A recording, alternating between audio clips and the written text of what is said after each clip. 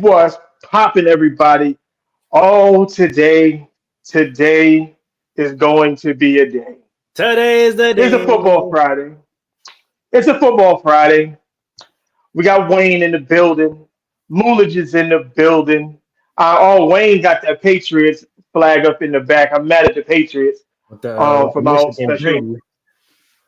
Yeah, the Michigan thing is fine. I'm a Michigan man. I'm okay with that. Um, the draft was last night. Draft was last night. Some surprises, some Oh, definitely. surprises. In the first round, a lot of things took me back a little bit. So I was just like, why would you do that? If we know anything, death, taxes, and the Raiders will fuck the draft up. But we'll get to that. We'll get to that. How's your day going, Mulich? My day's going pretty good, man. It was a really busy morning. You know what I'm saying? I had to get some things right, fighting off this little sickness that I had earlier in the week. But I'm really, really good now. You know what I'm saying? Ready to kick off week 7 for semi-pro week 7. Yeah. So, Mhm. yeah, I'm feeling really good, man. Feeling really good. All right. Wayne, how's it going, brother? It's been a while. It has been a while, and I'm excited and I'm hyper. I know we're going to get into it a little bit later, but I got to say that last night I'm watching the draft. I was riddled with anxiety, and by the time pick 17 happened, I was doing cartwheels around the house. We're gonna get to that because Oh, we're definitely that's going to get to that. you were you were doing cartwheels. I was punching holes in my wall, but we'll get to that. So I lost my let's mind start this about off. the fifth pick. That's when I lost my mind. But We're gonna slow walk it over there. So almost definitely. um, let's go down. Let's recap last night's draft, shall we? Um, Shocking. I didn't think Bryce Young would have went first, but he did. I'm still not a strong believer in Bryce Young. I don't like little quarterbacks. It's never been my thing. Your guys' opinion on Bryce Young going number 1 overall? I knew it was gonna happen. I called it. There was reports that the Panthers were in close contact with Bryce Young, basically from the combine on. So they kind of knew that he was going to be their guy. Um, Hmm. I don't necessarily see how he fixes the problems, but I mean, I'm optimistic, man. I'm optimistic. I know that we have this thing with the small quarterbacks, but I guess we'll see, man. I think Bryce might be a little different. Um, the way he has his pocket presence. I know he's a little small, but his pocket presence speaks really, really big. He has really great footwork. His QB mechanics are really, really solid. So I think he might pan out. I just think that now it's on the Carolina Panthers to kind of really build around him and really make that offense flourish behind him. I think it was a foregone conclusion how it was going to play out. I mean, when the Panthers traded what they did to get up to number 1, you only do that for a quarterback. So we knew that was going to be the pick. And Bryce Young is the safest of all the quarterbacks on there. He doesn't have Anthony Richardson's ceiling, but he's safe. He's going to go out there. He's going to complete a certain number of passes, and he's not going to maybe reach the highest levels, but he has a very high floor. So he's got a higher floor than Richardson, but a lower ceiling. Yeah, we're gonna get to Anthony Richardson and the Colts ass too. Um, CJ Stroud. So you got best friend. Well, I don't know if they're best friends, but they grew up together. CJ Stroud and Bryce Young going back to back. Texans taking the quarterback. After this is we talked about it last week where there was talks that the Texans wouldn't take a quarterback at 2. They would go defense and then possibly get their quarterback in round 2 or round 3. But we'll just back this up. They made 2 trades to get back-to-back picks, taking C.J. Stroud and Will Anderson at 3. This is D'Amico at work already. He's making his presence felt right now. He's letting everybody know that the Texans aren't here to play games this year. Like there's a lot of talk around this franchise, a lot of talk around ownership. There's a lot of talk saying that D'Amico shouldn't have even taken that job. Like he was offered and everything, and there's a lot of people saying, "Hey, he should have turned it down." Shit, I wouldn't have went there if my life depended on it. So I think that he's making these moves, basically saying like, "Hey, yo, like I'm serious. I'm here to stay, and we're gonna try to win some games this year." I'm not gonna say that the Texans are gonna make a big splash, right? But their defense was solid last year. If you look back at how they played, there were always questions around the quarterback with Davis Mills. We know that their receivers weren't necessarily happy with the quarterback situation either. So it's not far fetched for them to come out and take a quarterback. I'm not like shocked about it. But like we talked about last week, I probably would have traded back just so I can retain some picks and just build around the solid young team that I have.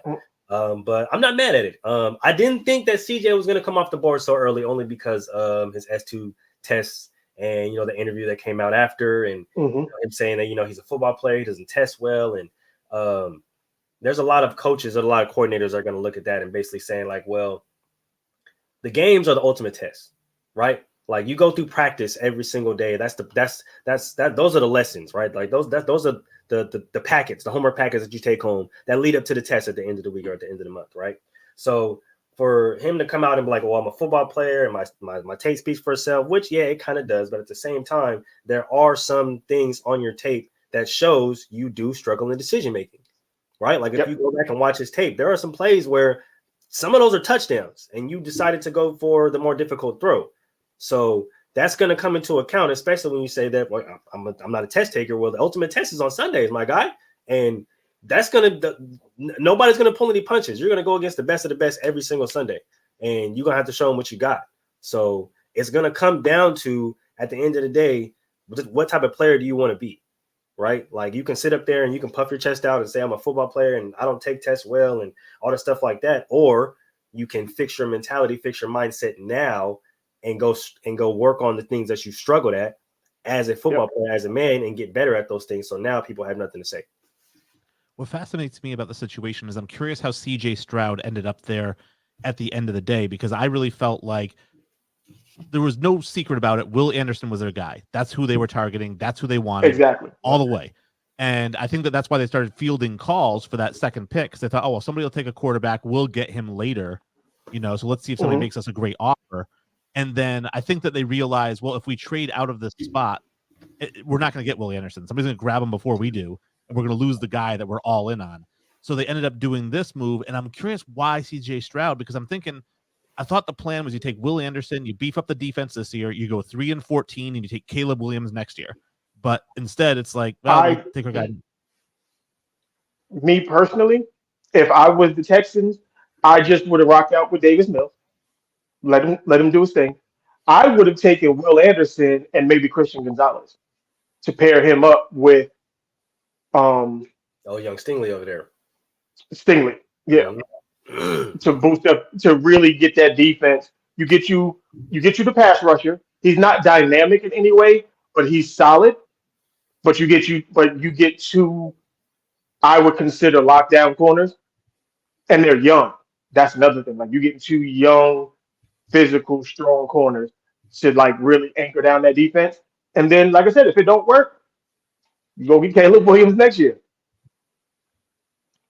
So I don't get it. I wouldn't have did it. I don't believe in Ohio State quarterbacks. That is a Melvin thing. I am not sold on Ohio State quarterbacks. Not gonna do it. When you look at just seeing what he's coming into, right? Like you got a Dameon Pierce. We like him as a young running back, right? And then you got a Robert Woods. You got John Michie, who's starting to come back from his cancer fight. Shout out to him. Nico Collins and then Noah Brown. You got Dalton Schultz as your tight end.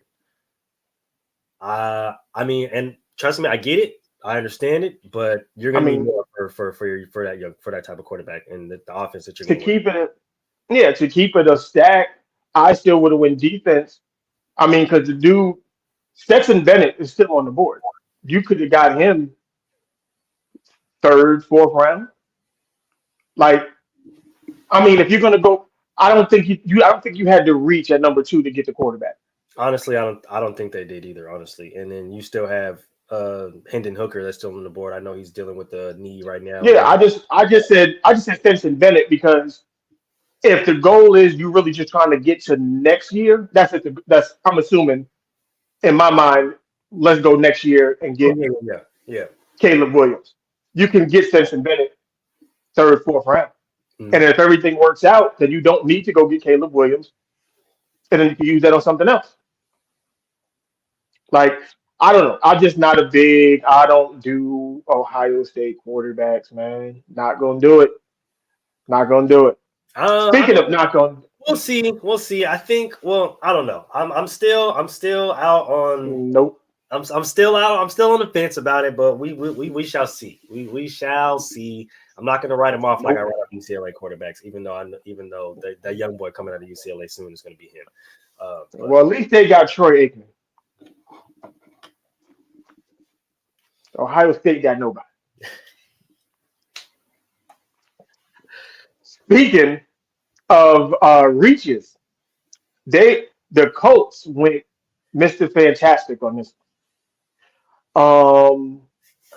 They took AR-15 at 4. I would have never, ever, ever. Look, I understand he's talented. I know he got the big arm. I know everybody thinks his upside is tremendous, but his present is horrible. I don't want to say horrible. That's probably bad. I don't want to do that. He's just not. He's to draft him at 4, and I don't believe he can be a day one starting quarterback come September is a problem. Yeah, I think it's just you can't pass on that talent at 4. I think that they knew they wanted a quarterback. He's extremely talented, and you have to look at what was it 2 years ago, whatever it was 3 years ago, when San Francisco took Trey Lance at number 3, right? And Trey Lance, you have to remember, didn't play college football that year. Like he sat out a whole year and then went to the draft, and he was nowhere near ready to play in the NFL. We knew he needed a year to kind of learn the game. So same situation here. The only thing that I'm confused about is, all right, so they drafted Richardson, and he's their quarterback of the future. Who's their quarterback right now? Jacob Eason? But that's why I don't draft him at 4. Like I don't do that. I mean, I honestly don't get it. I really don't get it. I think you let him. Well, there were reports. I think this is kind of what happened, right? I think this is the reason why the Colts actually did this, because there were reports that Seattle was really high on Anthony Richardson, and that Let him take him. They were prepared to take him, right? I think Irsay was being petty and wanted to take something away from Seattle, take something away from Pete Carroll and them boys over there, because they see what they're building, and he was like, "Yeah, no, I'm gonna take this guy off the board." Because if you look at there was a tweet that Jim Irsay put out earlier today. Basically asking Colts Nation if they would still draft Will Levis, even though they took Anthony Richardson at 4, and can basically kind of build that Garcia Montez dual quarterback backfield. And I was just like, that really doesn't make any sense. It's not gonna work. It's not gonna work. I mean, you effed up already. Like if that's not, you don't. I thought the Colts were gonna take Stetson. Honestly, that's what I thought they're gonna go with. If you need a play-in, That probably would have been to me worked out better. The safest bet for them. It definitely would have worked out better. But I think with Anthony Richardson, I think you fall in love with the big arm. You fall in love with the athleticism. You fall in love with the 4.4 speed, right? You fall in love with just how much of a freak athlete he is, right? All the Cam Newton comparisons and all the stuff like that. But when you really look at it and you look at the tape and you start to break it down, he can't play right now. Like, no. There's no possible way you could throw him out on the NFL field right now against anybody. No, that's just not. If that was the Dolphins and they needed some insurance for Tua, makes sense. Even because then, because you wouldn't only because you're going into the season knowing Tua is going to be your starting quarterback. Yes. Which means there's no pressure on Anthony Richardson to be the guy come September. Yes. Now, if Tua gets hurt, you plug him in, and with that offense, with the big arm and all the speed you got outside, do all it works out. That's not the case in Indianapolis. Like their team is not. They don't have the speed to take care to cater to his arm. They're more of a precision type passing offense. And if there's one thing Anthony Richardson is not, is precise. And I just don't see like I said, you fall in love with the big arm, but I don't see any receivers that are going to be able to stretch the field for him. He's not a short to mid-tier in the pocket type of quarterback. He's a big arm, big play type of quarterback. So I just I just don't get it. I don't understand it. I would have went with somebody else, but What I would say is that if you're going to play the long game on Anthony Richardson, right? Obviously, you're going to have somebody else start this year and be horrible, and that may not be horrible because think about Indianapolis bringing in Marvin Harrison Jr. next year to go with Anthony Richardson because they go 2-15.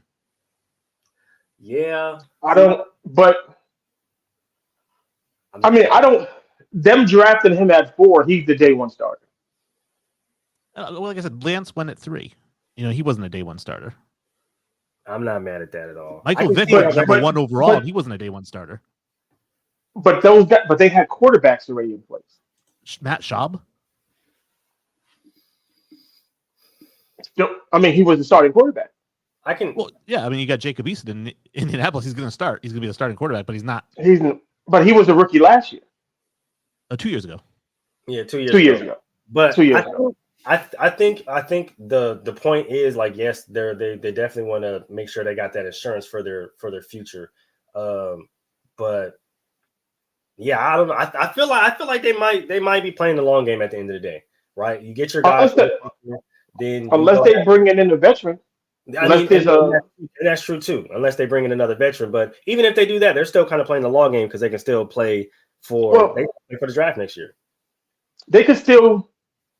I mean, I could see them bringing in a Ryan Tannehill for a year. Possibly, they brought in Matt Ryan. Yeah, I don't think if you want to play the long game though, because again, you want to be bad next year. You want to have fewer than 5 wins, so you don't want to bring in a Bridgewater or a Tannehill because they might win 9 and you're screwed. Yeah. I don't know. But then you don't want to play Anthony Richardson and fuck up his confidence. Right. You want him to just sit all year. Yeah.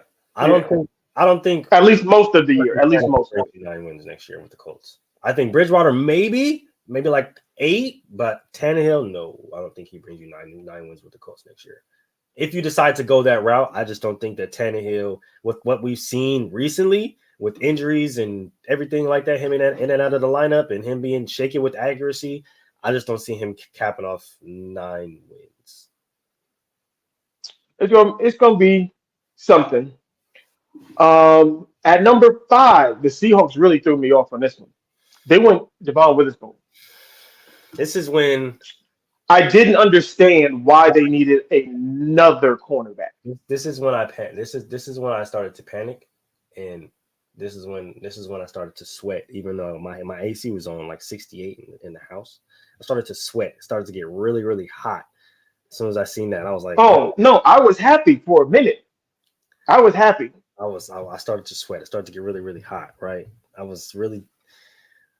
And I see what Seattle's doing, right? We gotta understand what Pete Carroll is doing over there, right? Like he has his number 1 guy in he's got 3, and then like that's hold on, I'm getting there. Then he has another one in young Kobe, and then now he's adding another one. He's building another Legion of Boom. He's building another stout. Remember Kobe Bryant didn't even. He was the slot corner, and they had to move him to safety. It was Wooten.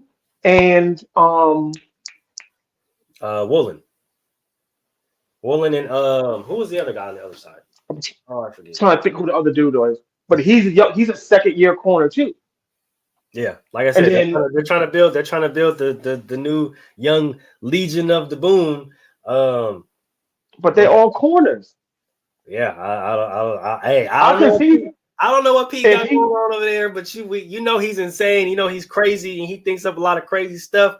And I don't doubt that man no more. I don't care what anybody. I don't doubt him no more. Whatever he's cooking, I'm gonna let him cook. Unless they're gonna move Kobe Bryant to safety permanently, and they're just gonna have covers. They're just gonna have cover guys in the secondary. So basically, 4 corners, even though you got corners playing safety, but they can all drop down and play man coverage if need be. Yep. But that's a lot of DBs.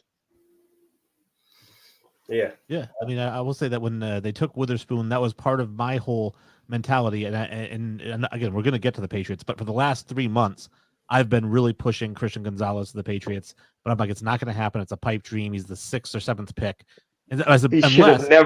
He should have never gotten to the Patriots. I said, unless somebody likes Witherspoon more, And then there's a run on offensive lineman. It could happen. He could fall to 14. I didn't think anyone would like Emmanuel Forbes more than him, but I guess we'll get to Oh, that. trust me, we're gonna get to all the doofy shit. We're gonna get to all of that. That's especially that. Oh my god, that is. Oh. All right, who is next? Who's side man? Um, Jesus. Oh, the Cardinals. They took Paris Johnson. They needed it. They definitely needed it. Um, I didn't. I so thought he was gonna fall to the Bears, but I'm glad he went. I'm glad he went early. I think he's gonna pan out to be really, really well. yeah, yeah. No, he's gonna be a good left tackle. What you got on that, Wayne? You I just like him. I think he's boring, but I guess boring is what they need. Honestly, yeah, that's really what I got from him. He's really boring, but boring is good when you're a tackle. So when you exactly. Just look, I like boring. That means there's no chaos on yeah, your side of the field. there means there's nothing. His dad played for the Cardinals as well, so I know he's excited about that. But yeah, no, I like it. I like it for him. The Cardinals definitely needed it. So Kyler can stop running around like a child with his diaper off. Mhm. Yeah, no, I like it. I think he's gonna. I think it's gonna work out well. Now, let's get to the dumb shit of the draft. The first thing. Clean off my glasses real quick. Okay. So the Raiders with Christian Gonzalez sitting right there, just waiting to be drafted. Just wait. Knowing that the Raiders need secondary help. It don't matter. They could have took a safety, they could have took a corner. Anybody who plays in the back four, I would have been 100% happy with. They could have took another wide receiver. You know what they didn't need? An edge rusher. Because you got two of them. They draft Tyree Wilson, who his highest, when I went and checked to see where his grade was, fourth round. The fourth round. I don't know. I mean, how old is that though? Because everywhere I look, he's a top 10 pick. No. I mean, they had him rising after the combine, I guess it was, because we supposed to do the risers and droppers last week, but we just never got to it. So maybe he rose up. But if he started in the third and the fourth round, and you take him top 10, that's a bit much. When you didn't need it. This is Cleveland Farrell all over again. All right. So you guys are used to me speaking from a salty place. All right. Let me speak from an actual perspective here, right? Go ahead. Okay. So I've been monitoring a lot of these young draft prospects, right? One of my boys, he still kind of goes back and forth to Texas Tech, and we were talking about the young talent kind of coming out, and Tyree Wilson's name came up a lot. Now, the only thing that scared me a lot about Tyree was his foot injury, right? That he was kind of dealing with towards the end of the season. But when you look at the tape, his motor is very, very well, right? He's very athletic. He has a really, really, really strong first step, and his punch is crazy.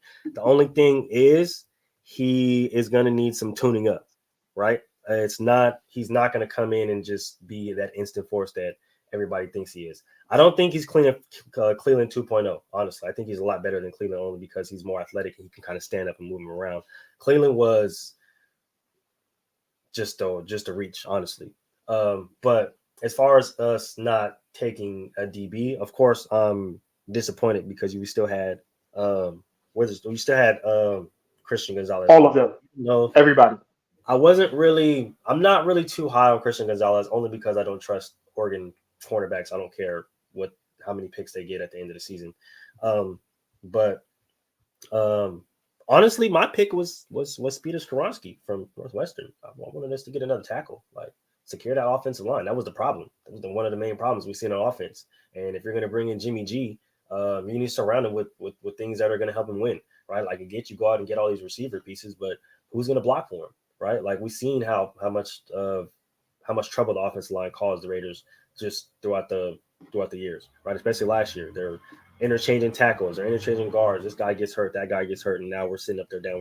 We're down to 1 or 2 tackles on the roster now, right? So go out, go get some young guys to bolster this line, right? Like the last good guy that we drafted was Colton Miller, right? Like, so we have to go out and if we're gonna be an offense that's gonna score, right? Because we know damn sure we can't stop nobody. Like, that's not gonna happen. We know damn sure we can't stop a goddamn nosebleed, right? We can't stop a nosebleed. So important. So if we're going to be an offensive heavy team, then go out and get the pieces for it, right? Go out and get the pieces that can protect Jimmy G, so we can get the ball to Devontae, so we can get the ball to the tight ends that we just scored, or that we just signed, so that Josh Jacob has more rushing lanes to run through, so he's not getting hurt at the middle of the season, and now we're sitting there scrambling for backs, right? But not getting a corner, yeah, I really don't like it. Honestly, I would have went safety, but even then, still, I've been screaming DB for 10 years. I can't scream no more. I'm sorry. Yeah, I mean, offense wasn't really their problem last year. I think that, they were fine offensively. They added Jacoby Myers. Jacobs ran for 1,600 yards last year. I really thought they needed help on the defensive side of the ball. I know that they were projected anywhere from corner to quarterback. Will Levis, I'd seen in a couple mock drafts there. And I had actually thought they were going to go Jalen Carter for interior defensive line. I would have been happy with that. But Wilson, if you were going to go defensive line, I think Wilson is a prototypical pass rusher. I think he's very solid. Just a question of how he turns out, I guess. But I don't think it was horrible. It's horrible. Absolutely stupid. And then my guy, I said he would go top 10. Knew he was going to go. And I told you when he was going to go top 10. Bijan Robinson to the Falcons. The Falcons plan on rushing for 3,000 yards, 4,000 yards this year. Because you got Cordell, you got the young guy Algier, and then you got Bijan. Like, they just want to run the ball. I get it. You want to run the ball. That's great. Shoot, I like it. But I think the Falcons was being petty. I think they took him so the Eagles didn't take him. I think so too. But I still think you could possibly move Cordero Patterson back to the slot and then use him more in like the jet sweep game. Get him more out into open space instead of having him run out the backfield.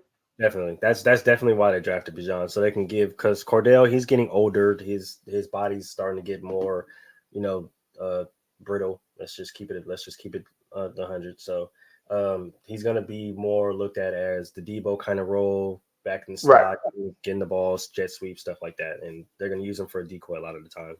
But yeah, the Falcons want to rush for 3,000 yards this year. That's basically what they said to the league. And they said, stop it. Well, I may have to eat it, but I don't have to like it. And I still think I'm ever going to like, running back in the first round. And at least it was better than the running back the Lions got in the first round. That one really blew my mind when we get to that. Gibbs. Yeah, we'll get to Jahmyr Gibbs. But overall, I think he's a good fit with the Falcons. I think he would have been a better fit with the Eagles. Eagles would have been perfect. But yeah, I mean, I think it's good. They got they got Kyle Pitts. They've got London. I still don't believe in Desmond Ridder, but if you run the ball 30 times, you don't have to throw it a lot, so maybe it's not that big a deal. Honestly, run the ball. I still think they're gonna go for a quarterback late in this draft. They're gonna get a quarterback. Where was we at? Okay, Eagles. Since they couldn't get Bijan Robinson, they decided to go Jalen Carter. So the Eagles have just become the Philadelphia Bulldogs. If you play defense for Georgia, Philadelphia is where you're going. They are building the national championship defense over there. Give me all of them boys that won that championship back to back. Give me them. I want them right there. Mm-hmm. Their defensive line. These are the names on their defensive line. You got Jalen Carter. You drafted Jordan Davis last year. You still got Fletcher Cox. You still got Brandon Graham. You got Montez Sweat. Hassan Reddick. Who am I missing? I feel like I'm missing somebody. That's 6 on the map. That's 6.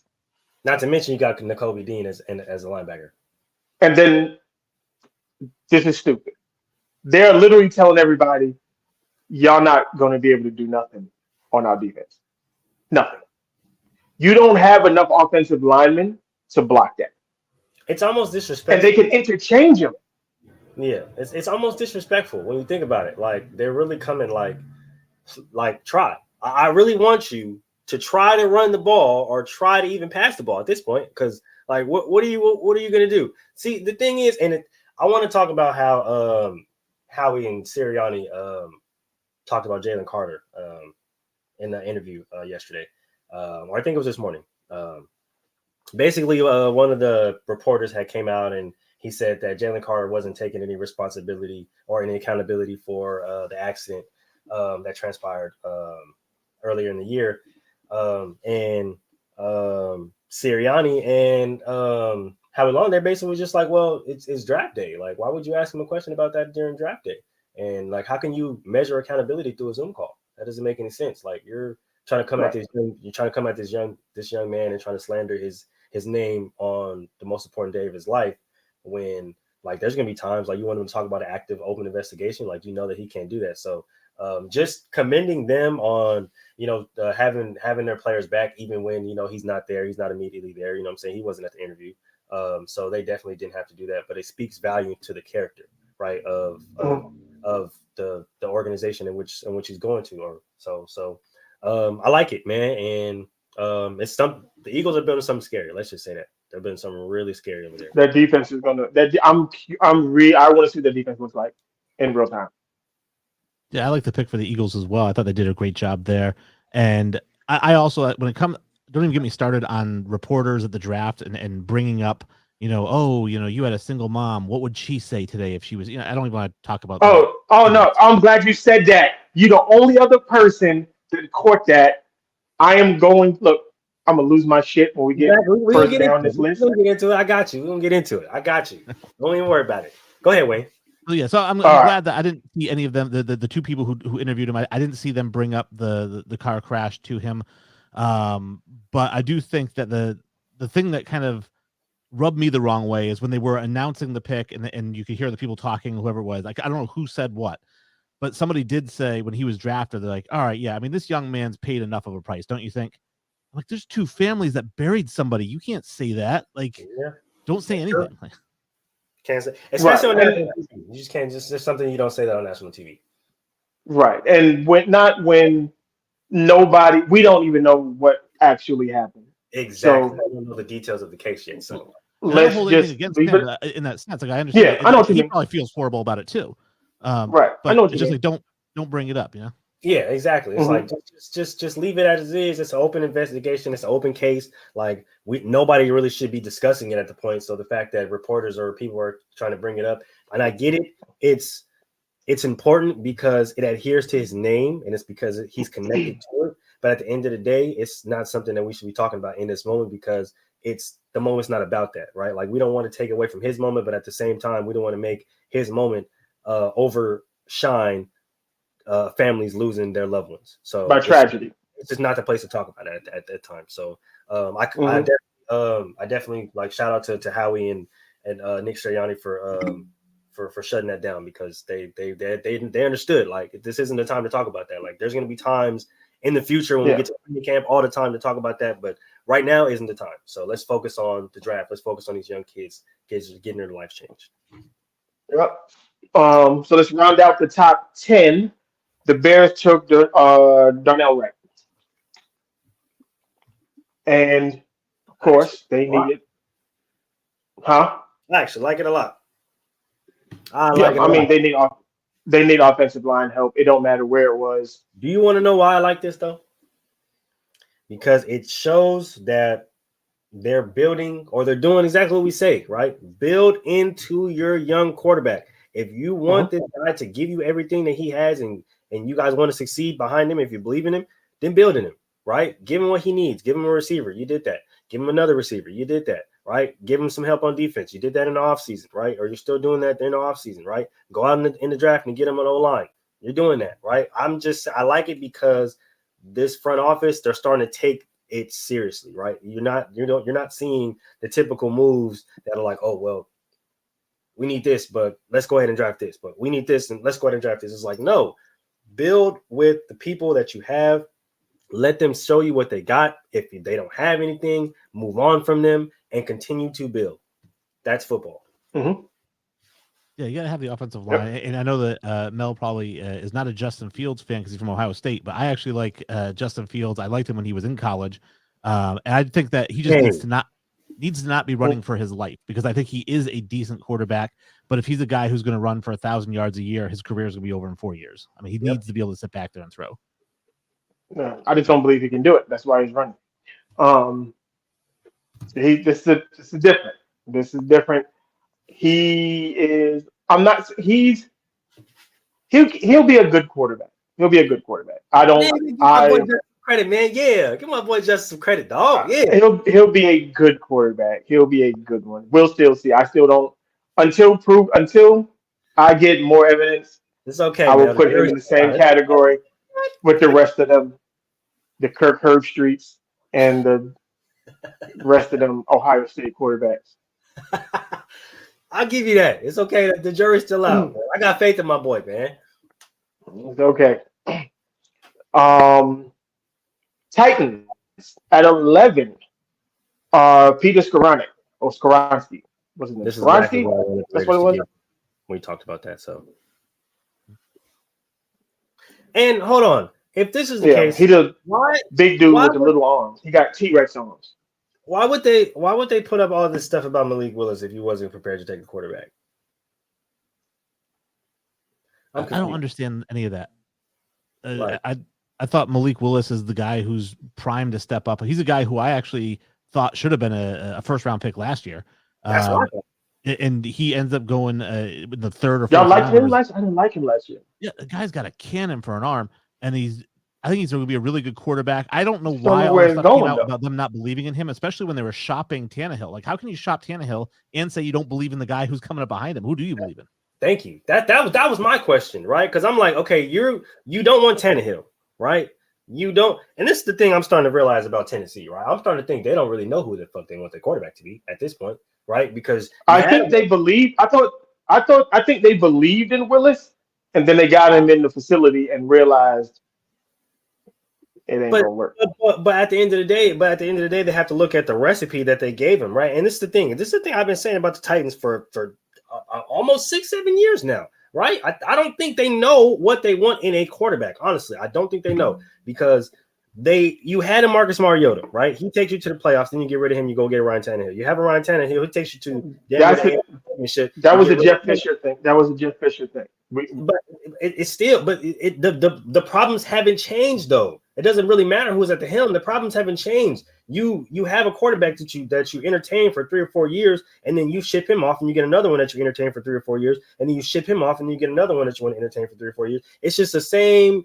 It's the same thing. I've seen it since they have been young. I was like, bro, y'all really don't know what you guys want to do at quarterback and who you guys really want at quarterback. Do you want a running quarterback? Do you guys want a quarterback that's going to sit in the pocket and deliver a good ball? Do you want an accurate quarterback? Do you want an athletic quarterback? What do you guys want? I don't even think they know what they want because you have a Ryan Tannehill. Everybody says is a top 15 quarterback who is borderline accurate, borderline not accurate, but then he has a shit showing in the playoffs. Now we're going to go get Malik Willis. We're going to give him the helm in the middle of the season when Derrick Henry is not really 100%. Their young receiver that they went to go get isn't fully healthy. We have nobody else because Robert Woods I have no where the fuck where he went, right? And then now you're out on Malik Willis. So it's like, at the end of the day, what do y'all want? Because it seems like they're confused at this point. Well, I would say, are they? I just think their biggest problem is they have not decided. They haven't decided on what their real identity is going to be.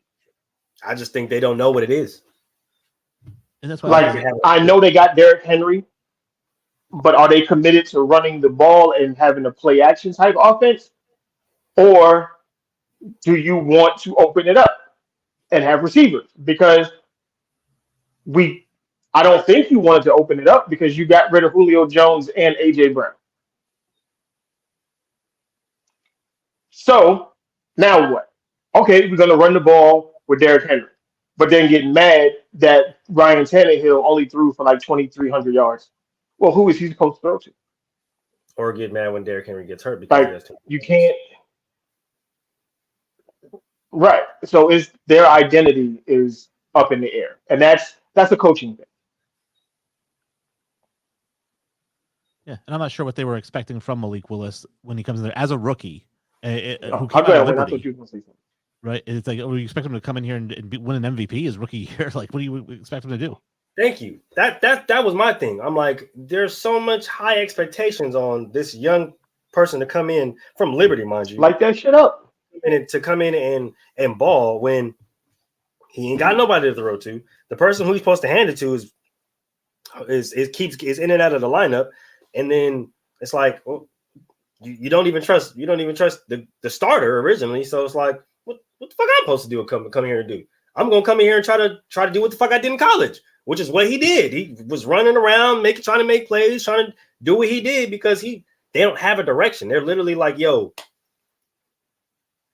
go do what you do. And he's like, all right, bet. And then now that he did what he did, they're like, you suck, bro. He's like, what the fuck? I was doing what y'all told me to do.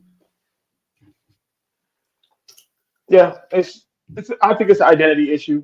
Hopefully they can get it. Maybe Malik Willis can turn it around. We'll see. I mean, we're gonna see this year, that's for sure. Um, I mean, he's talented. I mean, I think we can all agree he's talented. It's just talent is only as good as it's coached up to be, and as good as the other talent that's around him. So a quarterback is only as good as the receivers he can throw to, and the offensive line that's blocking for him. And so we'll see what happens from there. But yeah, I don't know. Here we go, Wayne. Okay. Your Lions. Where's your goat? I know your goat. I know he in the comments somewhere. Yeah, your goat's here. He's popping up, man. He was in here earlier. Yo, your goat, man. How you feeling about the Yeah. Jimmy? So they took Jameer Gibbs. This was a stretch. This was really high for him. I don't think they needed him. That's another thing. I don't think I mean, you still got Swift. You still got they took somebody else. Who did they bring in? David Montgomery? Montgomery. Yeah, that's Like, true. yeah. I was like, you didn't need another running back. Yeah, not a first round running back. So, We need a third guy. You get him in the sixth yeah, round. right. Honestly, if I was the Lions, this is where you take a quarterback. If I was the Lions, this is where you take a flyer on a Hendon Hooker, knowing, all right, cool, he'll be ready to rock and roll full speed by like mid-season. He can still get to learn the offense, do what he got to do. In case Jared Goff turns back into Jared Goff, you got a backup plan.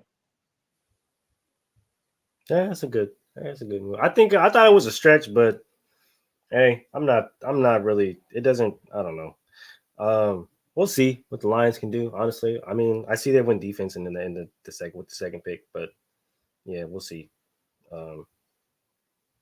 Yeah, I always think it's a stretch again if a running back goes in the top 32.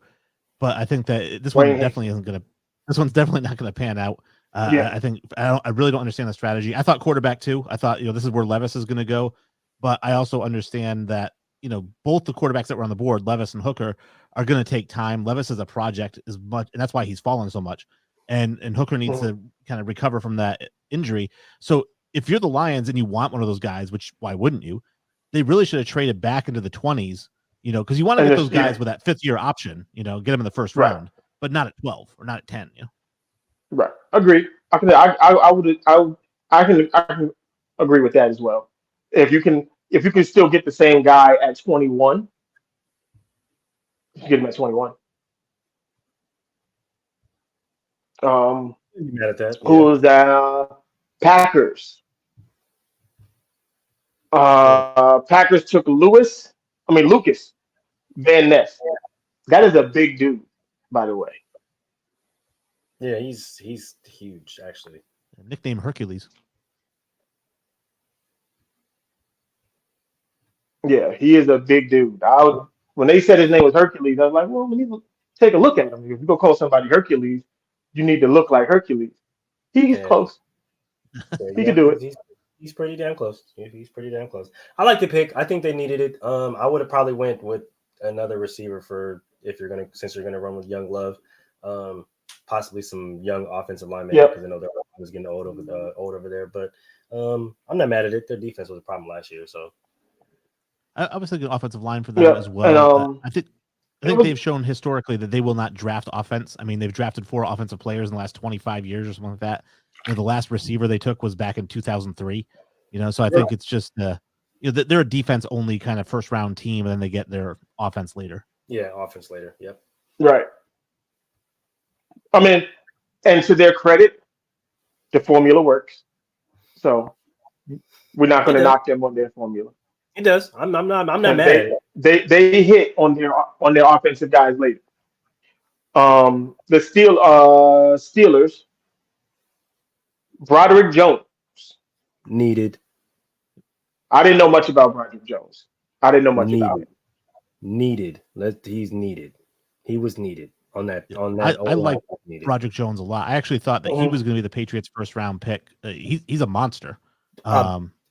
He's okay. So like Yeah. you know how we said Paris Johnson was like boring. Yeah. Broderick Jones is the complete opposite.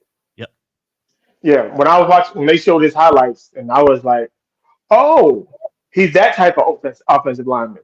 Yeah. I like that. Yeah. Ferocious, tenacious, just nasty, Mhm. like one of those old school grit and grind linemen that you just want to go into battle with. Like he's one of those guys. Yeah, he manhandles people. Yeah. Really good. He was my top offensive lineman that I would want if I was going to take offensive lineman. Yep. Honestly, That's what that's what Mel Kiper was saying the same thing. And when I saw the highlights, I was like, Darnell Wright that I like the most. Because I thought he was too. the Jets took Will McDonald. It's another dude I didn't know too much about. But they're gonna build that defense up. I thought this was interesting. Only because with the addition of Aaron Rodgers, I thought you might want to bolster down that O line just a little bit more.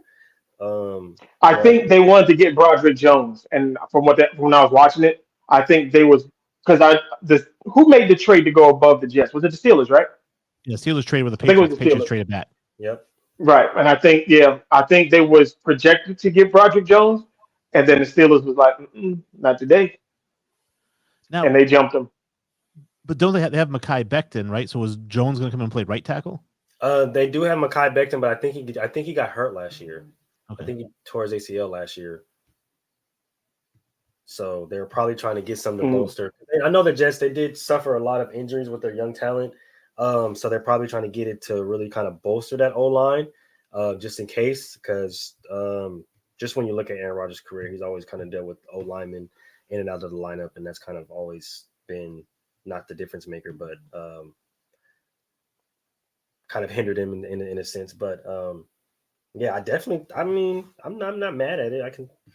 It's Robert Salah. I mean, for them, it's just he's gonna go defense. I figured it was much.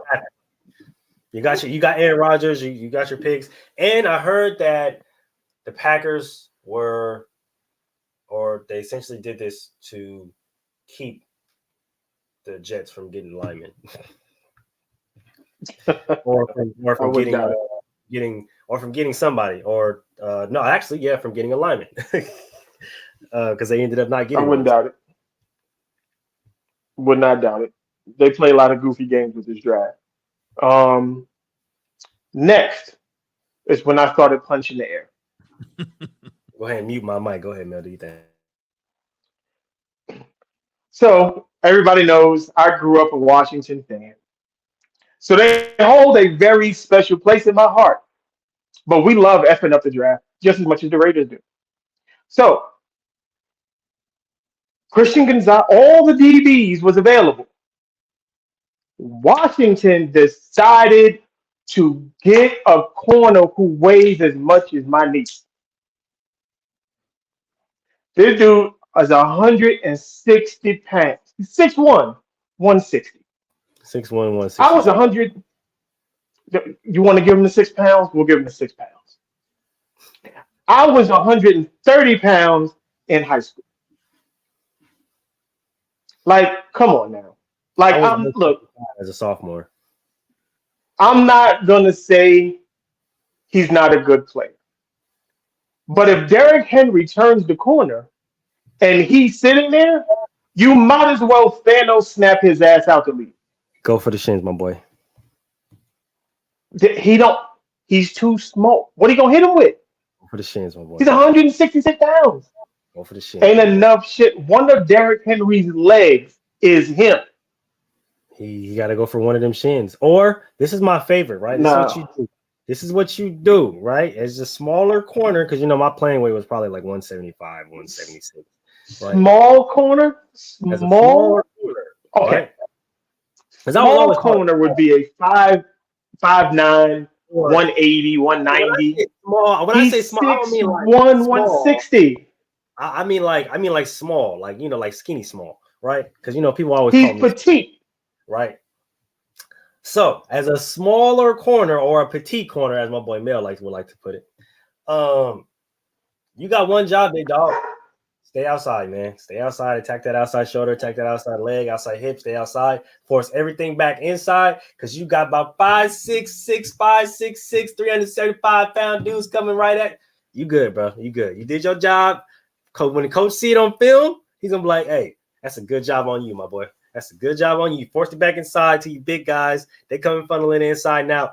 Yeah, we appreciate. We applaud you, man. We applaud you because he's gonna get ran over regardless. So he better get up.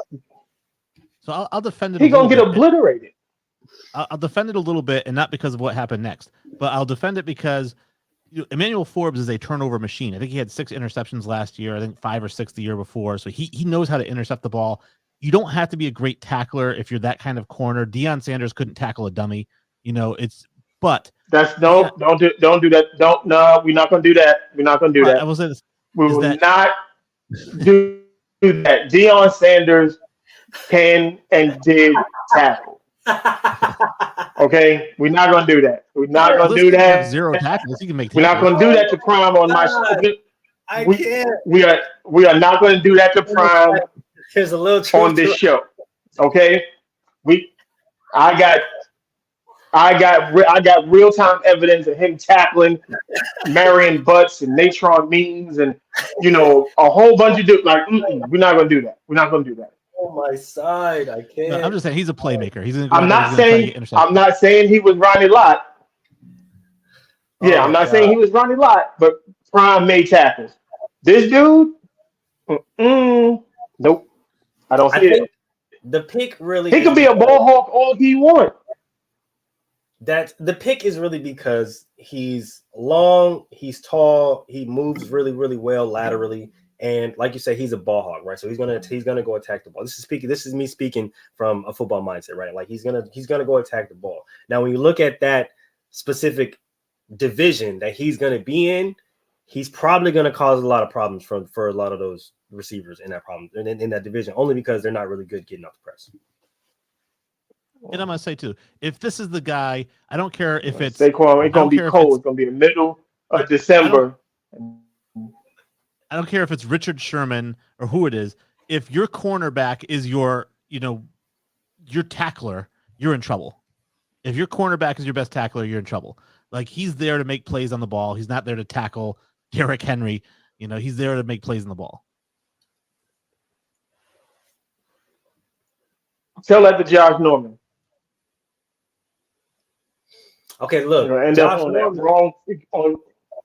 Josh Norman be putting himself in situations that he know he's not supposed to be in, dog. Like us as corners, we know that we're not supposed to do certain things. Man. You feel me? Josh Norman got dribbled. I don't know. Think about it. He got dribbled like a basketball. Think about it. He got dribbled like a basketball. And Josh Norman is like 250. He's like 215. Okay, so look, we're gonna run into a quick little story time. You ready, Mel? You ready? This is exactly why. This is exactly why you don't do what you did. You don't do what Josh Norman did, right? That's exactly why I tell you, smaller corners, get your ass outside shoulder, outside leg. Okay, so we was in a little scrimmage, right? We was doing a little green and black game. It was my junior year. And I had just got a little starting spot, right? I was starting on the green squad, and we had this big ass 6'5" running back. I'm telling you, when I tell you he was 6'5", he was really 6'5". 6'5" running back. His arms was like as long as my arms, and I got like a 75-inch reach, so his shit was long as hell, right? He came out running through the goddamn backfield. Mind you, he was a track star too. Bro ran like a 9.6 in the 100. He was crazy fast. Right? Came out of the backfield. My dumb ass attacked the inside shoulder. Right? Went to the inside shoulder. You want to know what happened? I got my ass stiff arm like a motherfucker. That's what happened. Got my ass bounced off that damn grass. We didn't have turf. The turf was getting built. Got my ass bounced off that damn grass. Had a whole bunch of grass in my helmet, all kind of stuff like that. You want to know what my coach told me? Get your little ass outside. He's big as hell. You can't do that. You're not going to go and attack him chest to chest. You got to go outside and attack that leg because you are 175 soaking wet, sir. You cannot do that. He is 235 and he is going to stiff arm you every single time. You want to know what I did next time? Outside leg. And what grade was you in, Moolish? I was a junior in high school. And you bigger than his goofy ass is right now. I'm just saying, bro. I'm just saying. The moral of the story is if you're a little corner that weigh under 200 pounds, get your little ass outside. Force him back inside. No. Your big homies. How about you got big homies? How about don't be an NFL cornerback and weigh under 170 pounds? Hey, some people got fast metabolisms, big dog. I can't. I don't. I'm here to defend my boy because we was in the same boat. Okay, because when he was in high school, he was probably like 125, dog. Okay, and that's probably thinking, hey, we gonna run this man over here. Like it's all good, you can run me over, but throw that ball up. I guarantee him a pick it. He probably had 12 picks. It's probably why he went to Minnesota. Okay, but I'm out here advocating for my smaller corners, man. Get your little ass outside. Get outside. Okay, attack that outside leg, attack that outside shoulder, man. Force him back inside. You got your big guys coming in, man. All next season when I'm cursing after the Washington games, we'll all know why. It's all good. I got you. Don't worry about it. You can FaceTime me. Because then literally the next pick, Wayne, favorite pick of the draft, the guy that Washington or the Raiders should have taken, falls to the defensive-minded Bill Belichick in Christian Gonzalez. So now he is going to be like a 12-time Pro Bowler, fucking 7-time All-Pro, 3-time champion. It's stupid. And all the Raiders had to do was just draft him. All Washington had to do, make me happy. Draft him. Didn't do it. You let him go to Bill Belichick. I'll let you go ahead. You can go ahead, Wayne. Tell me how happy you are. I was ecstatically happy because I thought there was no way he was going to be at 14, let alone 17. When they traded out of 14 and went back to 17, I'm like, oh, they just gave away Christian Gonzalez, and then he was still there at 17. And I said, here's a Bill Belichick and that defense turned undrafted Malcolm Butler into an All-Pro, undrafted J.C. Jackson into an All-Pro, and Bill Belichick just drafted the most talented corner he's ever drafted in his career. This guy, like you said, he's going to be a 6-7-time All-Pro. He's going to be the best corner in the league at some point. Have you guys looked at the Patriots? Like starting DBs at this moment? You got Kyle Duggar, Jabril Peppers, Jonathan Jones. You still got Jack Jones that was in that lineup, which I really like a lot as a young corner. And then you add Christian Gonzalez. And you still got Jalen Mills as well. Yep. Yeah, the secondary is tight. Yep. That secondary is disgusting. It's stupid. That secondary is disgusting. It's bro. dumb. Oh, it's dumb. Like who lets him go to the Patriots? It's disgusting. Like that's just stupid. It's dumb. So dumb. I was so mad. I know Bill Belichick was just sitting there like, are they serious right now? So they're gonna let him draft him right now. Just draft him. It's dumb. It's crazy.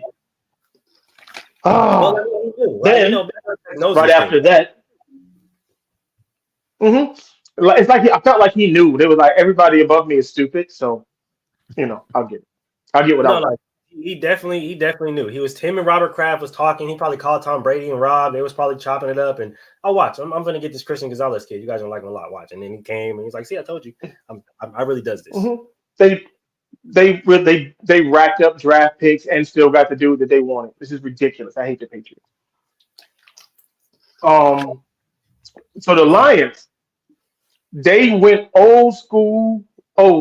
They drafted Jack Campbell. And when I say old school, I mean they decided to draft a 6'4", 250-pound middle linebacker that can roll from sideline to sideline. That's scary. Well, scary. When you pair him up with the other young kid that they got, I think last year, the other young linebacker they got last year, that's a really nice duo. I'm not gonna lie to you. That's what I thought we were gonna take first, but that's a really nice duo when you look at it because the young kid Malcolm Rodriguez is his name. He started to come alive really in training camp, and then he kind of just took off after that.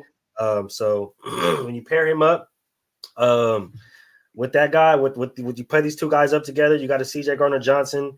No, I think they're trying to build something over there on that Lions team. That defense, that team's gonna be good.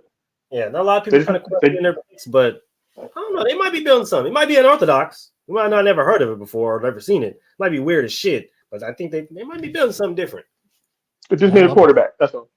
I saw the tape on him, and I was watching because I had actually mock drafted him in the second round of the Patriots, even though they didn't need. Oh, if he went to the Patriots, I would have fucking lost my shit. They don't need a middle linebacker, but I was watching the tape on this guy. I'm like, he is a hammer, and anybody with the ball is a nail. Like he is going 100 miles per hour and burying them. Yeah, well, he's one of those Iowa guys, and if you get Iowa linebacker, tight end, lineman, you're basically winning. Yep. Kalijah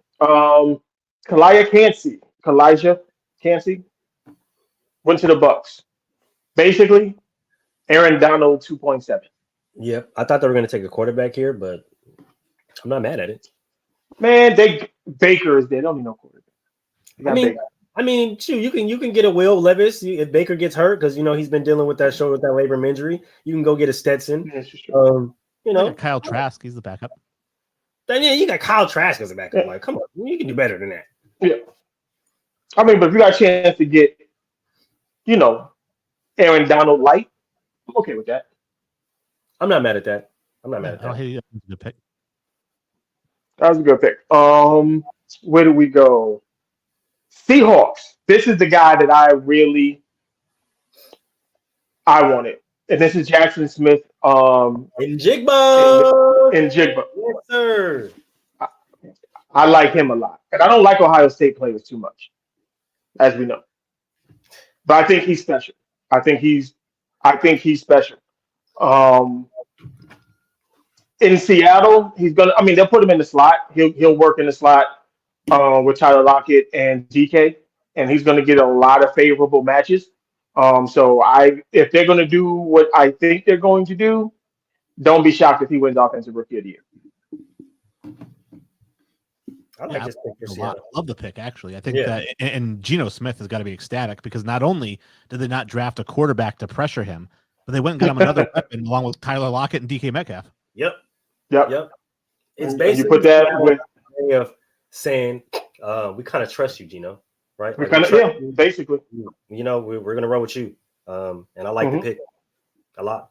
I like it a lot. I like him a lot too. So that's big. This was our run on receivers because the Chargers took Quentin Johnson.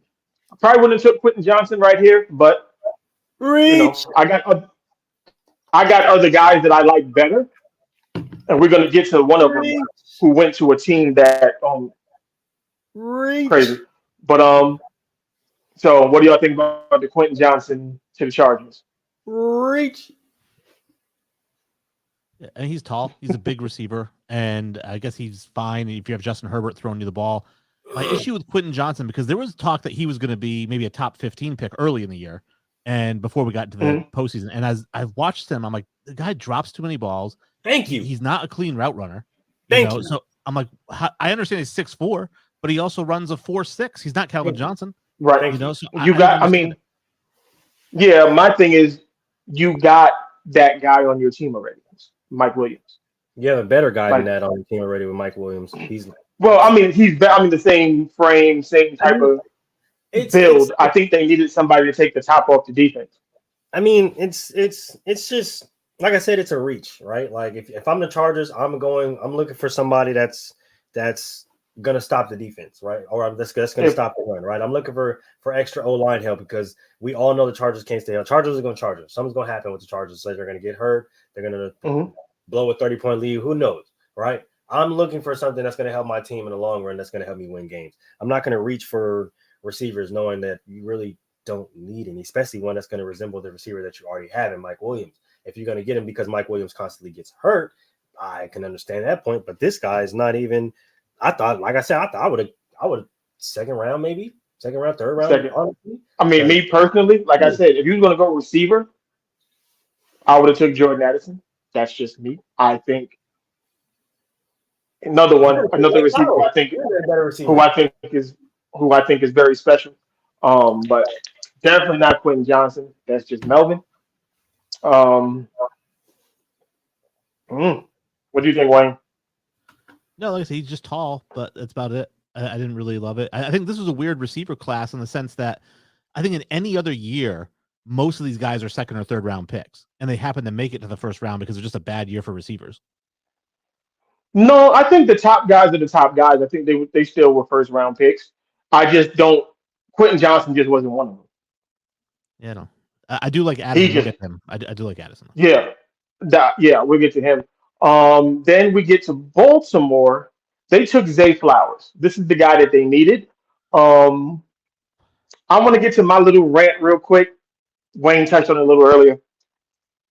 So with Zay Flowers, this is like I said, this was the thing that kind of like nudged me because if y'all don't know me, we're gonna get into this a little later. I'm a men's advocate. I'm a very strong advocate for men. So apparently, Zay Flowers, one of 13 children. Mom passed away when he was 5. His father raised him and his siblings to the best of his power and abilities. Got his son drafted in the first round of the NFL draft. Great kid. And the lady who was conducting the interview said, "How would you like to honor your mother? And what role did she play in you getting here?" And I lost my shit. And it's not because I'm an asshole. I'm just like, if you was gonna ask about anybody who helped him, you should ask the dude that raised him most of his life. Not to discredit his mom and the impact that she may have had, but he was 5. And it was just a bigger issue on how they, if it was a single mom that did the exact same thing that his father did, they would have highlighted it and plastered it all over the place. But because it was a father doing it, they kind of like brushed it off to the side. That was my only gripe with this. But I love the pick. Great pick. He's going to do amazing for the Ravens. Lamar, everybody knows by now, he got the deal. They got Odell. You're getting Zay Flowers. Rashard Bateman should be healthy. Duvernay should be healthy coming in. That offense is going to look a lot different in 2023. A lot different. Okay, that was my rant. Floor is yours. I'm not a fan of Zay Flowers personally, and I don't mean like as a person. I just don't like him as a player in the sense that there's a lot of talk that New England might take him way back. What you're like, oh, they need a receiver. As a first of all, they don't need a receiver, and if they did, they shouldn't take Zay Flowers because again, he's 5'9". He runs a 4.45. You know, he's basically Brandon Cooks, and Brandon Cooks is a nice player. He's a decent player, Mhm. but that's not a first round pick to me. Even though Brandon Cooks was a first round pick, that's just not a first round pick to me. So to me, I felt like Zay Flowers is exactly what I was mentioning. A guy who goes in any other draft, he's going 60th. You know, he's going 75th. He's not going 20th. So I didn't like the pick, but I understand they already have, you know, Odell Beckham. They already have Aguilar. They already have Bateman. So if he doesn't pan out, it's not a huge loss. But I don't know, I didn't like it for that reason. And to touch on the interview thing, like I said, it wasn't so much the father-mother thing that drove me crazy. It's just that the interviewer always It kind was of a trying to question. make the player Yeah, cry, right? right. It'll be like the guy had a brother who drowned, and they'll be like, I know he's gonna be watching all your games. Exactly. Exactly. I just think It was the question. It was the question more or less I for just me. think it's weird. Right. Like why bring it up? That's just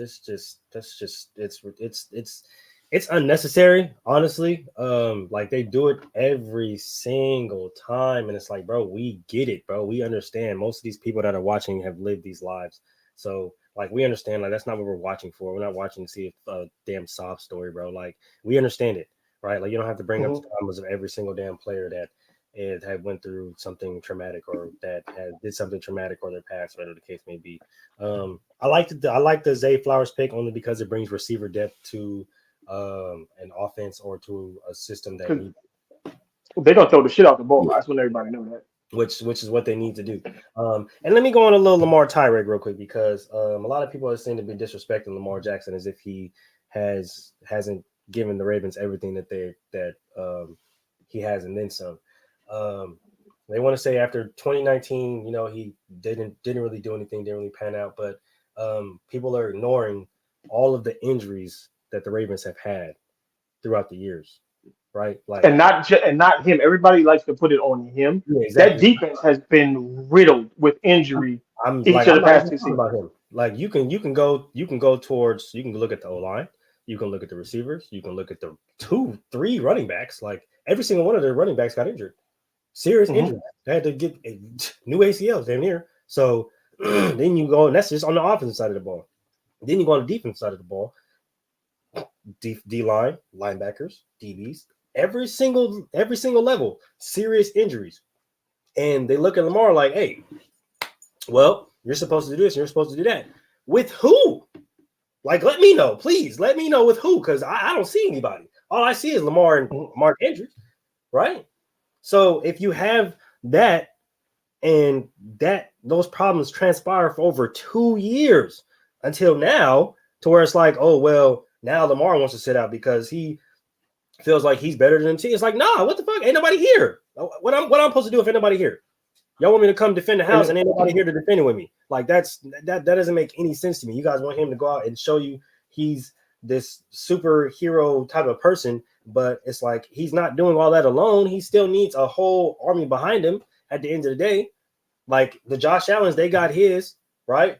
Jalen Hurts got his, right? That all these guys are getting their receivers. Like, why you guys can't give Lamar the same shake, the same fare? Oh, because he won MVP without it. That should show you how good he is. Now, if you go out and give him something like that, it'll probably take him up to a next level. No. Mm-hmm. So all of this Lamar slander and oh well, he hasn't been this and he hasn't been that and he's been missing too many games. Missing 10 games in 10 years is not missing a lot of games. That's not injury prone, guys. I'm sorry to tell you guys. I know you guys like to put that narrative on people, but missing 10 games in 2 years is not that's not injury prone. That doesn't count as injury. And it's not really what they're chalking it up to, because at the end of the season of a couple of those games, he could have played, but they were out of playoff contention, so it really didn't. Yeah, he could have played it. He could have played in the game before in the game to clinch the playoffs. He didn't want to play because who was there? There's nobody here. And also the 3 points I have on Lamar And then there was Jackson, nobody. One is I'm a huge Lamar Jackson fan. I wanted the Patriots to draft him instead of Isaiah Wynn or Sony Michel, but they did not. So I would have really loved if they brought him in. And when they talked about the Patriots possibly trading for him and moving on from Mac Jones, loved it. I was jumping up and down about it. I think he's a really good quarterback.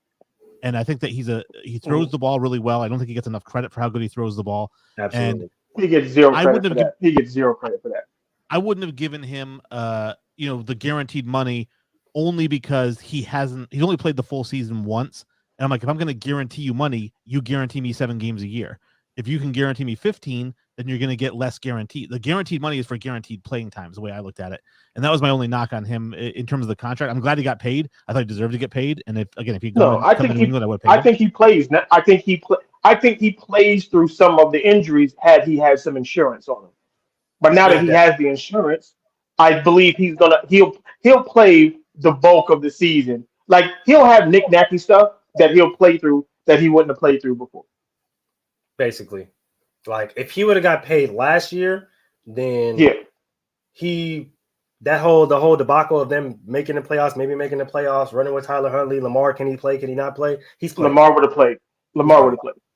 He's gonna play, and all the stuff. Well, he's not there for his teammates and all the stuff like that. That's not happening. I believe we'll see it. They'll see the difference this season. It'll be instant. They'll see the difference. Minnesota, they took the guy that I really like in Jordan Addison, and him and Jettas. That's going to be now. Still don't like their quarterback, so of course it is what it is. Yeah, but Jordan Addison and Jettas, that's pretty tough. That's a tough duo. Yeah, you replaced what's his name? Thielen. Adam Thielen. Thielen. You replace Adam Thielen. So I like it. I'm not mad at it. I thought Jordan would go a little higher, but I like the I spot. thought he was going to go way higher. Yeah, I thought he was going to go way higher than this. Jordan was my favorite wide receiver in the draft, even over JSN. I thought that he was the guy who runs the cleanest route, so clean. That's what I thought. Really he's good hands. He's a clean route runner. Yeah. And he's a guy who I made a comparison to. I know he's a little bit smaller, but I actually made the comparison of him to Justin Jefferson in the way he plays. That's not a bad comparison, honestly. No, they're very compatible. I like Jordan Addison a lot. That when I saw him go to Minnesota, I was like, "Jeez, well, good luck. Hope you got some DBs because it's gonna be hell on wheels with them two dudes." I mean, Kirk Cousins is gonna kill you in the fourth quarter. He's gonna throw 2 interceptions, but it is what it is. It's just Kirk Cousins. Yep, Kirk Cousins is gonna Kirk Cousins. That's what we know. That's what's gonna happen. The Giants, Dante Banks. I don't think it was. I mean, I should ask Troy how you feel about this. I don't receiver, honestly, because I would have went, yeah. If I was the Giants, I mean, I get it. You made the playoffs, but we seen it last year, so they need explosion. I was say if Addison is off the board and Johnson's off the board and JSN's off the board, like what receiver are you taking for the Giants? Oh, I got a list of receivers you could have took. Hold on, I can tell you right now. That is what I specialize in. Jalen Hyatt is one guy that I like a lot. He's a speed demon. Jonathan Mingo is, I would say he's AJ Brown-ish. I think so. One person that people are kind of sleeping on that I probably would have took is Josh Downs. Joshua Downs, yeah. If I like this that spot, I would have took a Josh Downs if I was the Giants. But they still could potentially get one of those guys here in round 2. True. They can still get them. They can still get them. But I just didn't know too much about Dante Banks. That's all. He's fast and physical. Yeah, that's really what it is. He's really nice size, 6 foot. He's fast, 4'3", super physical. Great in the run. Really great as far as pass breakups. Needs to work on his ball skills a little bit. But overall, really solid player. I just thought that they would go receiver. Buffalo, Dalton Kincaid. That was interesting. I thought that was solid. I thought it was solid. Yeah, I thought they were going receiver. Yeah, but they're also probably in the market to trade one of their second round picks here today, maybe for DeAndre Hopkins. Maybe they thought, we don't need a receiver. Let's get a tight end. If they get D-Hop, I don't know.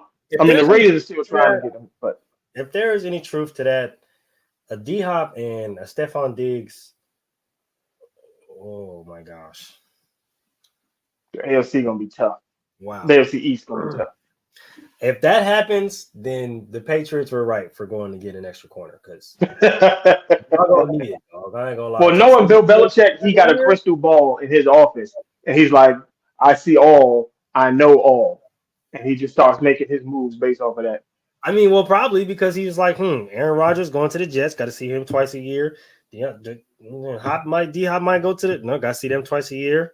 Oh, I don't really like this. Yeah, Tyreek and Waddle.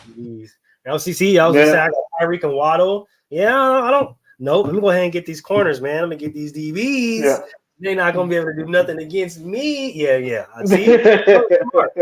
Smart, man. I'm trying to tell you guys, man. That's a smart man over there. Yeah, I'm like, I don't. One thing I don't do is I don't play against Bill Belichick. I don't. Whatever move he make is always the right move. I don't care. Oh yeah, absolutely.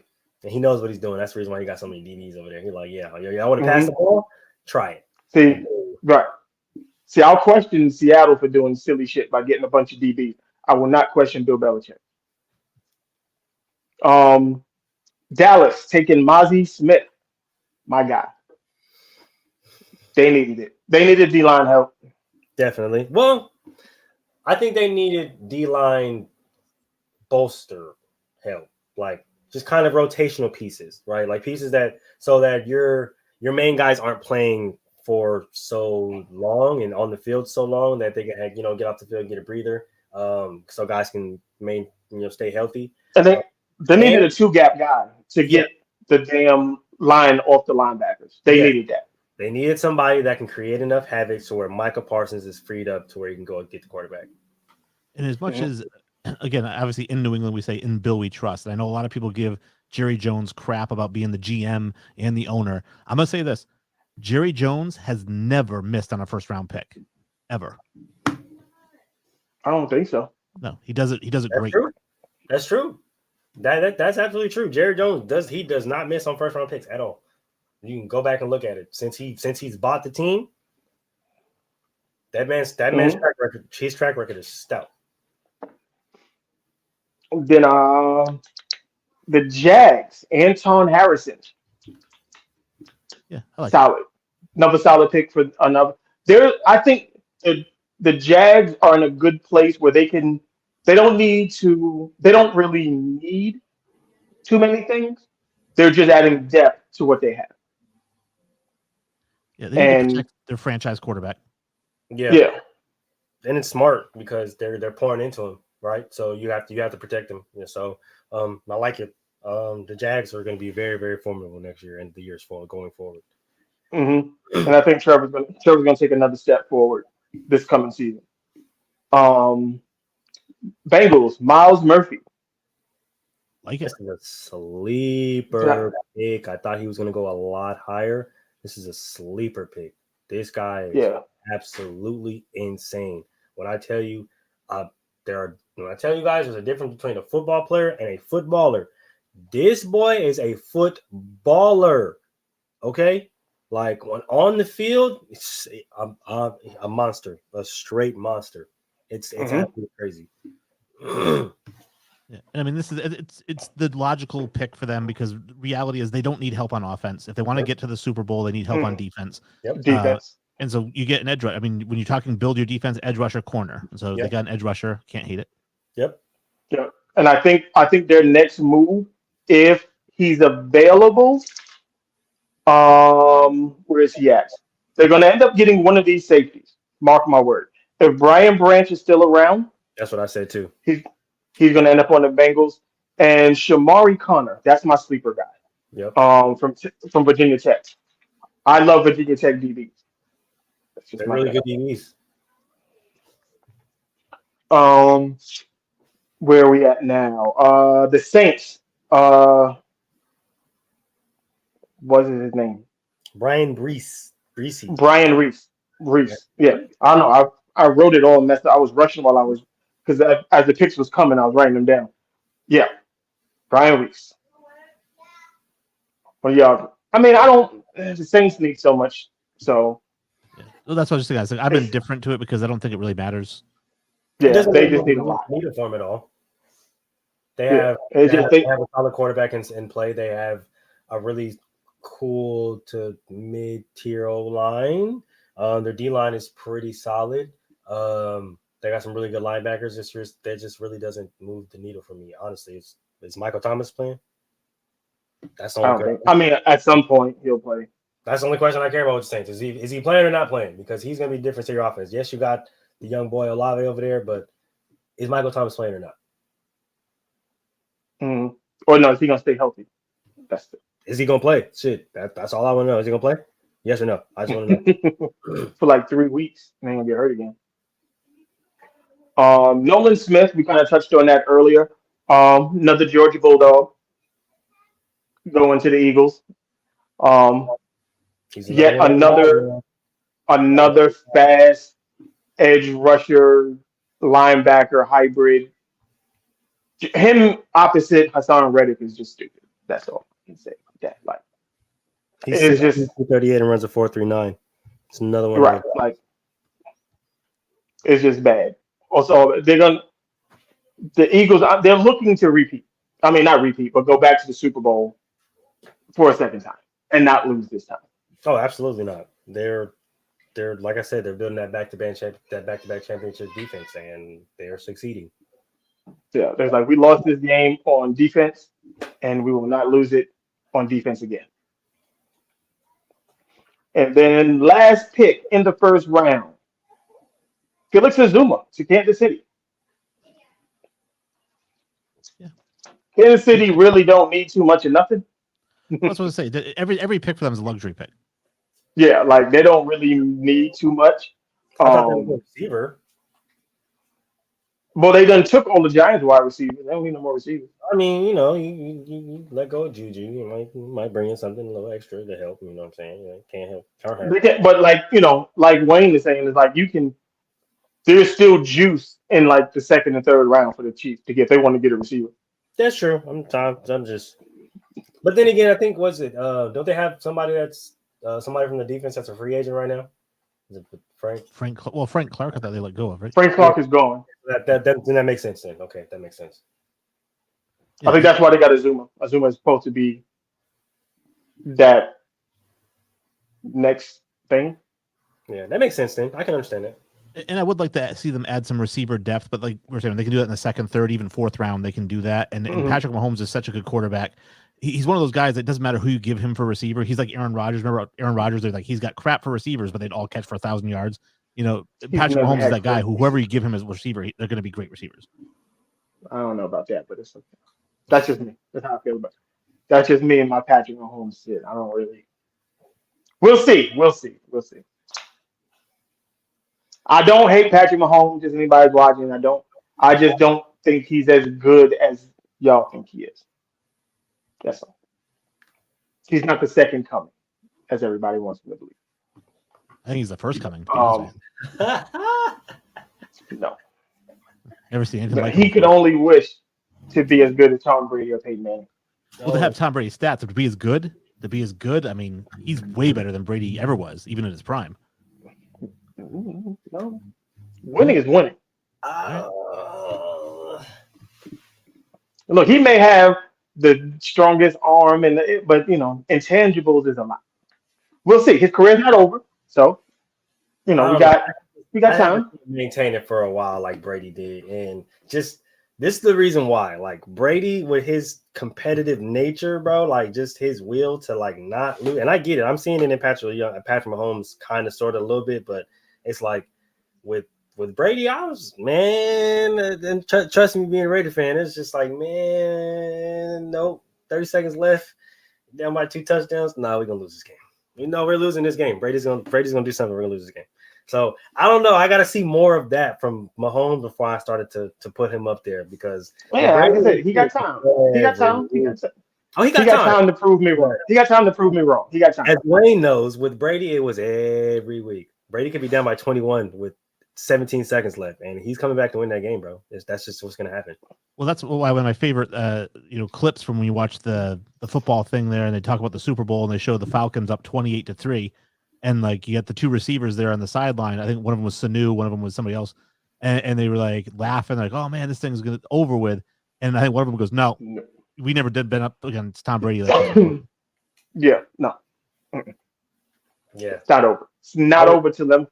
You see 4 zeros on that clock. Yeah, and I'm pretty sure Tom Brady was tweet watching me that day because I was going in on him before halftime, and after halftime, I was literally apologizing. And I was like, "Damn, I apologize. I'm sorry. Bad. I apologize. I'm so sorry. I'm terribly sorry. I didn't mean any of it because apparently you've been watching what I've been saying, and you went out here and just destroyed the. Never mind. Okay, I'm sorry. You're right. You're the GOAT. That was the game I conceded he was the GOAT. After that Super Bowl. Same. I gave it to him after that Super Bowl. I said, okay, you have surpassed my man, Peyton. I can no longer hold on to this. You are the guy. Yeah, for me, it was Joe Montana. I was like, I can't hold on to Joe no more. You're that guy, Tom. It's okay. I give it to you. It's okay. You can have it because wow, did he prove me wrong? Nah, because when you do something like that on that type of a stage, like it's the Super Bowl. It's the Super Bowl. Literally. It wasn't a week 13 game on a Sunday night. It's not what it was. It's this fucking Super Bowl. Yeah. So 2-7 tail. big times. And Julian Edelman. Yeah, like we gotta. That took the whole damn show. I didn't think we were gonna go through the whole draft literally to the end of the show. Hey man, it's a draft That Friday for the draft football. we can. We does this. I still want to get into that. I'm still gonna get into that 2010 draft. The fact that Antonio Brown was drafted in like the 6th round was absolutely ridiculous. We definitely gonna get into that, but I feel like we gotta save that. We're gonna save that. We're gonna save that. Oh, what we got coming up on Monday, Malik? What we got? All right, so on the Monday basketball show, we are going to be talking about. Let me pull it up real quick because I gotta pull it up real quick. All right, so Monday basketball show. Make sure you guys tune in at 3 Pacific, 6:15 Eastern. We're gonna be talking about the Bucks loss, crazy upset. Miami going crazy on the wins. What's next in the playoffs? Who you got in the upcoming rounds? Teams that are easy to beat, teams that are easy to beat in the East, or teams to beat in the East, teams to beat in the West. And yeah, we'll see you guys there on Monday. Make sure you guys can check us out. Peace. Well, I put some respect on my boy Jimmy Butler's name. Okay, playoff Jimmy is real. Understand that. 7:15. 7:15. Pacific. And I think your goat put something in there. And you better, Dave. Look, Derek Carr. Y'all messing. There you go. Because you keep messing it up. Derek Carr. I don't know if I you've seen like the David change Carr. I between. just thought the Texans ruined David Carr's career because he was actually a really good Yeah. quarterback. He was actually pretty good. They just. I don't know if you guys They seen the destroyed little him, brother. exchange between Steve Smith and David Carr at the actual David Carr, not Derek Carr. Yeah. Yesterday, but it was actually pretty funny. Those guys going back and forth. You know what? I'm I'm pretty sure it's Derek. gonna be on the show. I'm gonna be on the Monday show. I'm gonna do this because I'm pretty sure it's Derek. They have the another brother named biggest Darren, bone. so it might be him. Yeah, they got another brother. I don't like JJ Redick. I don't. I used to like JJ Redick. He was actually one of the few players I've ever liked coming out of Duke. Don't like him no more. He's an idiot, and I'm going to talk about it on Monday. We'll talk about that on Monday. But first, I want to say shout out to our iHeartRadio listeners, shout out to our Spotify listeners, Google listeners, Apple listeners. Appreciate you guys for rocking with us today. Shout out to everybody in the comments. Make sure you guys come back on Monday. We got the football show, and then Tuesday we're going to try to go live more on TikTok, social medias, Instagram, stuff like that. We got the Wednesday show as well with the Gentleman's Talk. We got player versus team, and then we coming back here on Friday for the football show, man. The weeks Yep. they go by like that, man. I gotta. It goes by fast. You know what I'm saying? So I appreciate you guys for rocking with us today, man.